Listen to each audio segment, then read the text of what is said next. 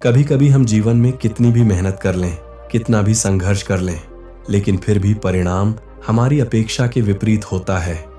कई बार ऐसा लगता है कि हमारी किस्मत ही खराब है। जो चीज हमें मिलनी चाहिए थी वह किसी और को मिल जाती है। हमें लगता है कि अगर हमने थोड़ा और प्रयास किया होता, अगर परिस्थितियां थोड़ी अलग होती तो शायद हमारी जिंदगी बेहतर होती।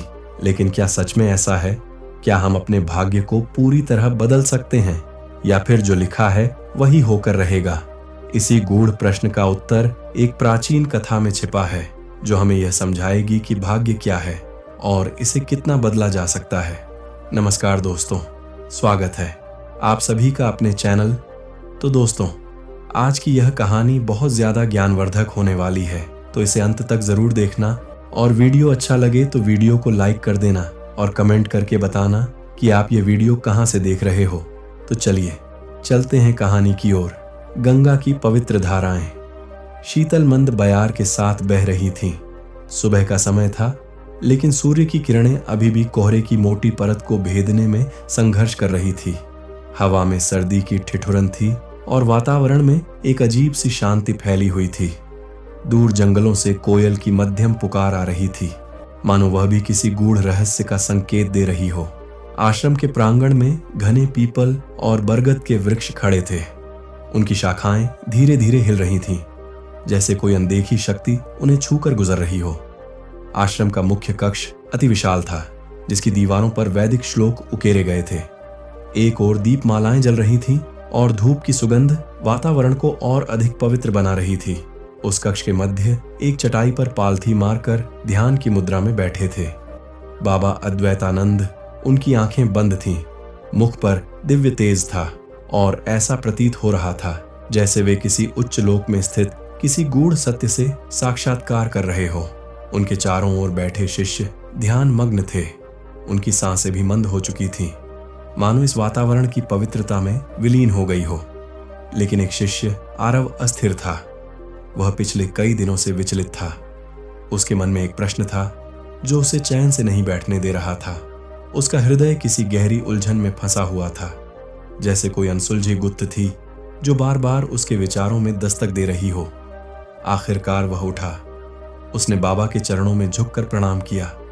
उसकी आंखों में संशय, जिज्ञासा और एक उत्तर की प्यास थी। बाबा ने अपनी गहरी ध्यान अवस्था से धीरे धीरे नेत्र खोले और उनकी दृष्टि जैसे ही आरव पर पड़ी, मानो उन्होंने उसके अंतर्मन को पढ़ लिया हो। आरव ने कांपते स्वर में कहा, बाबा, मैं एक प्रश्न से बहुत विचलित हूं। हम कितनी भी मेहनत करें, लेकिन अंत में वही होता है जो भाग्य में लिखा होता है। क्या इसका अर्थ यह है कि हमारा परिश्रम व्यर्थ है? क्या हम अपने भाग्य को बदल सकते हैं? उसकी आवाज में एक अनसुनी पीड़ा थी। उसकी आंखों में एक ऐसी बेचैनी थी जो यह दर्शा रही थी कि यह प्रश्न सिर्फ एक बौद्धिक जिज्ञासा नहीं था, यह उसके हृदय का बोझ बन चुका था। बाबा ने गहरी दृष्टि से उसे देखा। उनकी आंखों में अपार करुणा थी और होठों पर एक हल्की रहस्यमयी मुस्कान। ऐसा प्रतीत हो रहा था जैसे यह प्रश्न उनके लिए नया नहीं था, बल्कि युगों युगों से मानव मन को विचलित करता आया है। उन्होंने अपनी आंखें बंद की, एक गहरी सांस ली और फिर बोले, बेटा, तुम्हारा यह प्रश्न अत्यंत महत्वपूर्ण है। इसे समझने के लिए मैं तुम्हें एक प्राचीन कथा सुनाता हूं। ध्यानपूर्वक सुनो। बहुत समय पहले की बात है। अवंतीपुर नामक एक समृद्ध राज्य में एक राजा राज्य करता था। राजा चंद्रसेन वह पराक्रमी, बुद्धिमान और न्यायप्रिय था। लेकिन एक बात उसे बहुत परेशान करती थी। वह अपने भाग्य पर विश्वास नहीं करता था। राजा का मानना था कि मनुष्य अपनी मेहनत से सब कुछ हासिल कर सकता है। भाग्य जैसी कोई चीज नहीं होती। उसकी इसी सोच के कारण वह अक्सर महात्माओं और संतों का मजाक उड़ाता था। एक दिन एक प्रसिद्ध साधु महर्षि देवदत्त उसके दरबार में आए। साधु ने राजा से कहा, राजन, तुम बहुत ज्ञानी और बलशाली हो, लेकिन तुम भाग्य को नहीं मानते। क्या तुम यह मानते हो कि केवल तुम्हारी मेहनत से ही सब कुछ संभव है? राजा ने गर्व से उत्तर दिया, बिल्कुल, मैं अपनी मेहनत से सब कुछ बदल सकता हूं।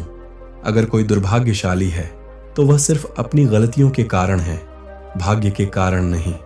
साधु ने मुस्कुराकर कहा, अच्छा, तो क्या मैं तुम्हारा भाग्य आजमाने का एक अवसर दे सकता हूं? राजा ने हंसते हुए कहा, बिल्कुल, मुझे दिखाइए कि भाग्य क्या होता है। महर्षि ने राजा को एक नवजात शिशु दिखाया जो एक गरीब महिला की गोद में था।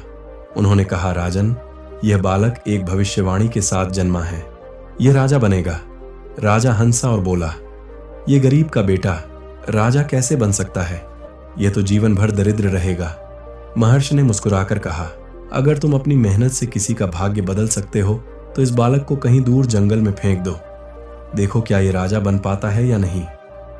राजा ने महल के सैनिकों को आदेश दिया कि उस बच्चे को जंगल में ले जाकर छोड़ दें। भीषण जंगल जंगली जानवरों से भरा हुआ, जहां जीवित रहना असंभव था। राजा ने संत से कहा, देखा, अब यह बच्चा कभी राजा नहीं बन पाएगा।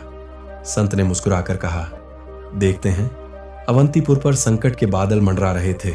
एक शक्तिशाली राजा जो अपनी क्रूरता और विजय की लालसा के लिए जाना जाता था, अपनी विशाल सेना लेकर आक्रमण कर चुका था। युद्ध के मैदान में चारों ओर कोलाहल था।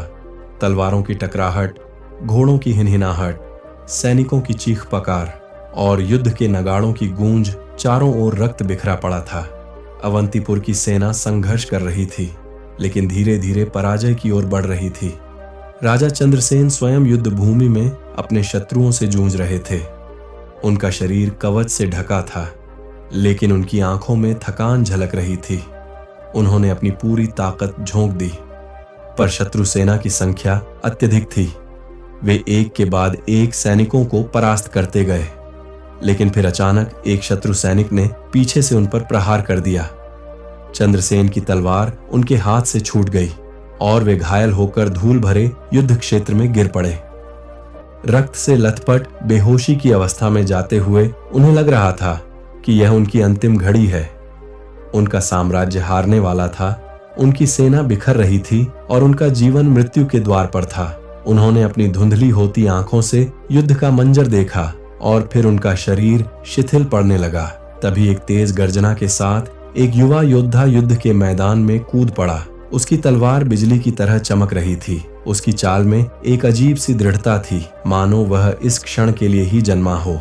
उसने अकेले ही कई शत्रुओं को परास्त कर दिया। उसकी तलवार हर दिशा में नृत्य कर रही थी और शत्रु सैनिक एक एक कर गिरते जा रहे थे। फिर वह उस स्थान तक पहुंचा जहां चंद्रसेन अचेत पड़े थे।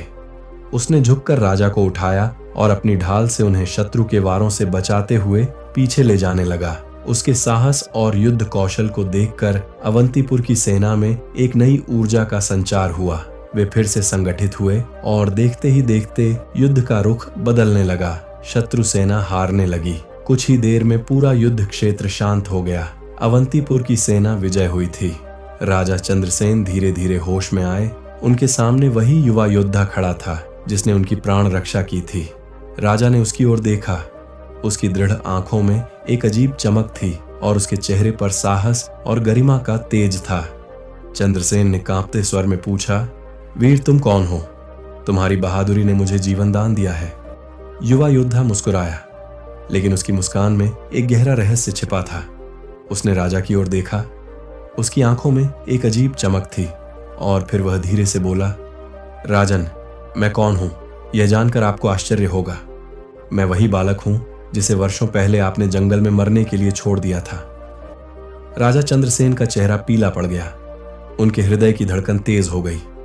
उनके हाथ कांपने लगे। वर्षों पहले का वह दृश्य उनकी आंखों के सामने कौंध गया। वह रात जब उन्होंने अपने ही पुत्र को अमंगल सूचक भविष्यवाणी के कारण जंगल में फेंकवा दिया था।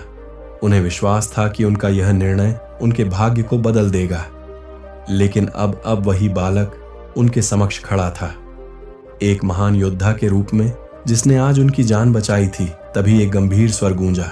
महर्षि देवदत्त, जो इस पूरे घटनाक्रम के साक्षी थे, आगे आए और बोले, राजन, तुमने इसे जंगल में फेंक दिया था, लेकिन भाग्य ने इसे जीवित रखा।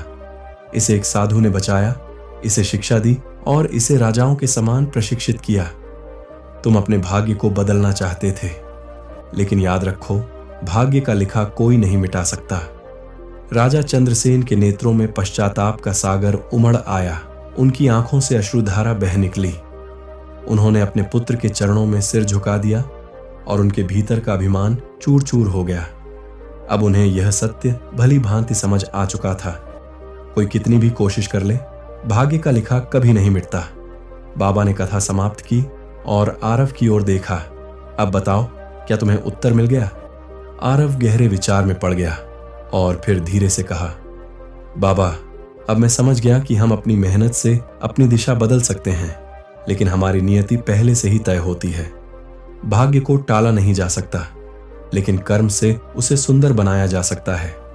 बाबा मुस्कुराए और बोले, बिल्कुल सही, भाग्य को बदला नहीं जा सकता, लेकिन हम अपने कर्मों से उसे श्रेष्ठ बना सकते हैं।